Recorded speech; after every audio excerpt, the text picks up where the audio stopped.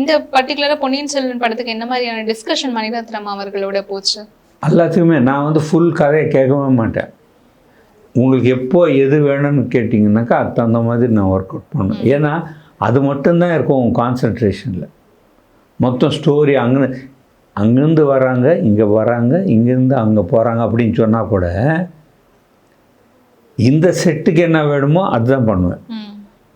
அதுக்கப்புறம் அந்த செட்டு பற்றி சொன்னாங்க அதுக்கு பண்ணுவேன். பட் ஒரே வாட்டி ஸ்டோரி சொல்லிவிட்டு நம்ம தெரியாத இவர்கிட்ட யார்கிட்டாவது சொல்லிட்டோமோன்னு ஒரு பயம் இருக்கும் எனக்கு. ஏன்னா 1க்கு 2 படம் பண்ணின்னு இருந்தேன் அந்த டைமில். But concentration was more on this picture.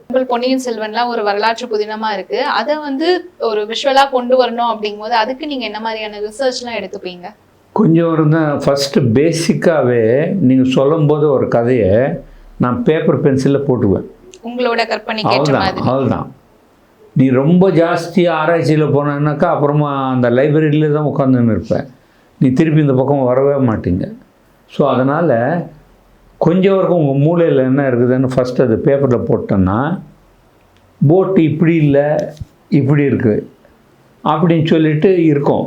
So அதனால் வந்து அதுக்கு நம்ம ஃப்ரெண்டு ஒரு பையன், நம்ம சவுண்ட் இன்ஜினியர், அவங்க வந்து கொஞ்சம் ஆராய்ச்சி பண்ண, ஏன்னா ஹீ இஸ் இன்ட்ரெஸ்டட் இன் போட்ஸ்ன்னு சொல்லிட்டு he has given me some total references.